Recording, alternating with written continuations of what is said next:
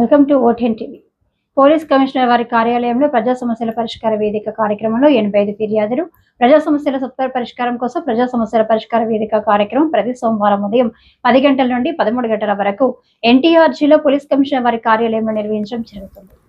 ఈ నేపథ్యంలో police commissioner వారి కార్యాలయంలో ఎన్టీఆర్ జిల్లా పోలీస్ కమిషనర్ ఎస్పీ రాజశేఖర్ బాబు ఐపీఎస్ ఆదేశాల మేరకు డీసీపీ ఏబీటీఎస్ ఉదయరాణి ఐపీఎస్ ప్రజా సమస్యల పరిష్కార వేదిక కార్యక్రమాన్ని నిర్వహించి బాధితుల నుండి వివిధ సమస్యలకు సంబంధించి మొత్తం 85 ఫిర్యాదులపై బాధితులతో మాట్లాడడంతో పాటు దివ్యాంగులు వృద్ధుల వద్దకు నేరుగా వెళ్లి వారి సమస్యల గురించి అడిగి తెలుసుకొని వాటిని త్వరితగతిన పరిష్కరించాలని ఫోన్ ద్వారా సంబంధిత పోలీస్ స్టేషన్ ఎస్హెచ్ఓలతో మాట్లాడి సత్వరమే చర్యలు తీసుకోవాలని ఆదేశాలు జారీ చేయడమైనది.